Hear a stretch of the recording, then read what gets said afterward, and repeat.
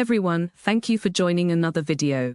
Today you can listen to the speech delivered by Ms. Renuga Inpakumar, spokesperson for the Tamil Refugee Council, at the Human Rights Day event held in Granville, Australia, on the occasion of International Human Rights Day on 7th of December 2025. Renuga spoke as an Eelam Tamil for Eelam Tamils, naming the ongoing genocide against our people from 1948 to today. She reminded us that genocide is not abstract, it is documented, recorded, and lived. On the day, we displayed evidence of genocidal actions committed against Eelam Tamils, including state-led pogroms, mass killings, aerial bombardments, enforced disappearances, sexual violence, land grabs, militarisation, and the deliberate extermination carried out during the peak of the genocide in 2009. Renuga reaffirmed our identity as Eelam Tamils and our homeland as Tamil Eelam, the northeast, where genocide continues through occupation and erasure, forcing generations of our people into displacement and trauma. We all carry the weight of generations, reminding us that Eelam Tamils have not surrendered and will not be silenced. Our demands remain unchanged: recognition of the genocide, protection for our people, and justice.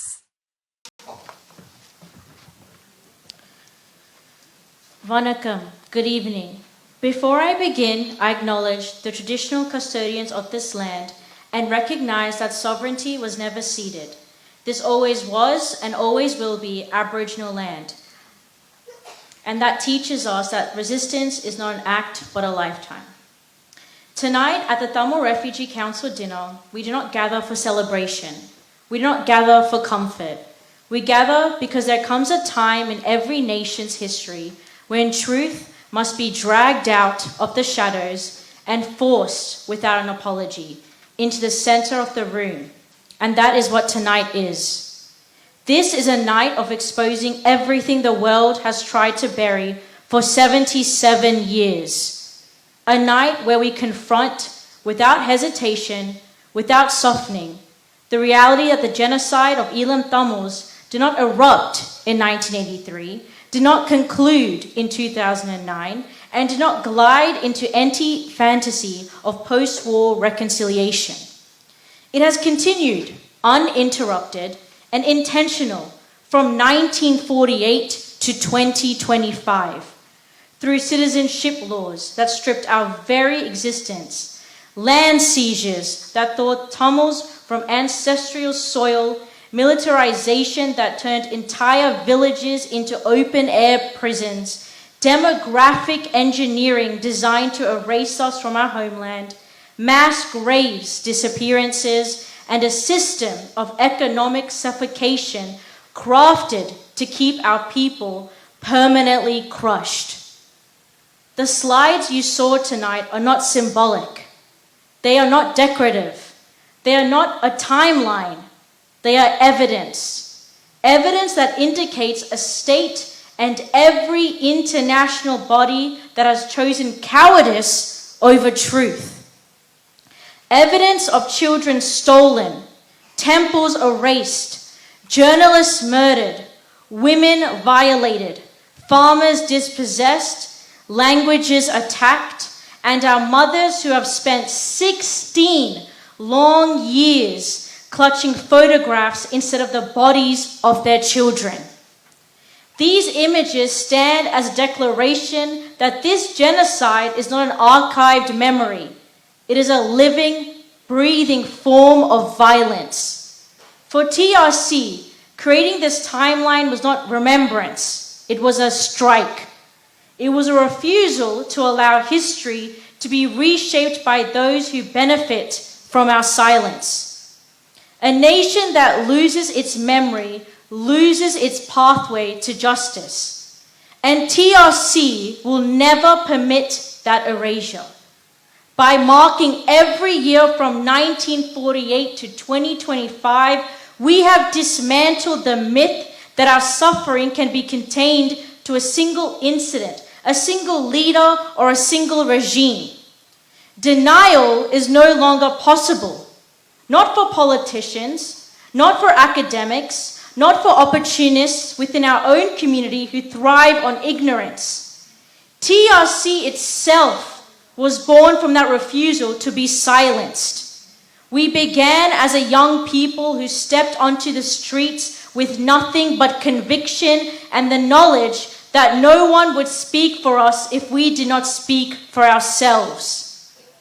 And from those rallies held under rain, under threats, under exhaustion, a movement was formed.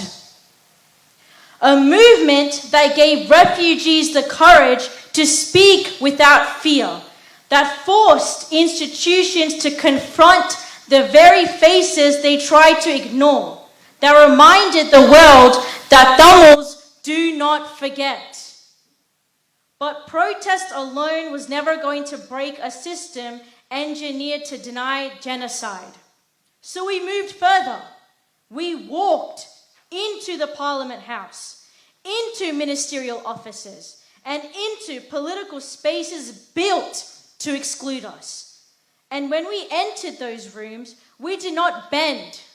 We did not adjust our language to make genocide palatable. We did not trade truth for access. We carried the memory of our martyrs with the same sharpness they carried their courage.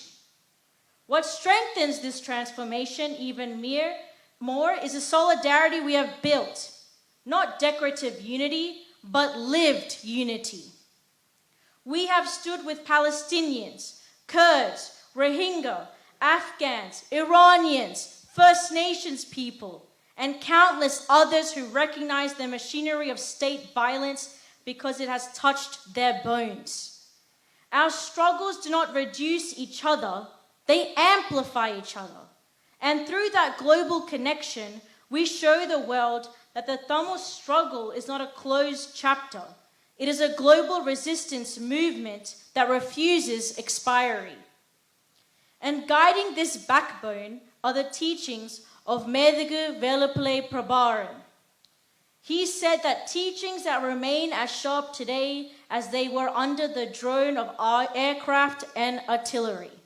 He taught us that courage is forged not in moments of comfort, but in the willingness to stand unbroken before oppression. His words remind us even now from the quotes, "Let the waves of the ocean of oppression crash upon us. We will not retreat, for our freedom is worth more than our lives." But our struggle has not been challenged only by the oppressor. We have witnessed misinformation, jealousy, sabotage, and calculated distortion from within our own community. And I must be honest, it is from people who fear truth more than injustice, from people who are threatened by youth leadership, and from people who want activism without accountability. TRC has made this clear. We will not be moved by pettiness, by ego, by community politics, or by the noise of those who have no courage to stand where we stand. We operate on integrity, on truth, on responsibility to our people, not approval from those who are comfortable with silence. Unlike many organizations, TRC has never used refugees as props, symbols, or stepping stones. We do not display refugees for attention. We amplify their voices because they deserve platforms that the world denies them. Their stories are not decorations, they are the heartbeat of this very movement. And everything we do must be accountable to them.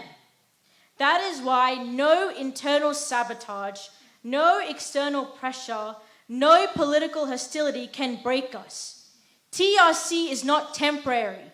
TRC is not fragile, and TRC is not afraid.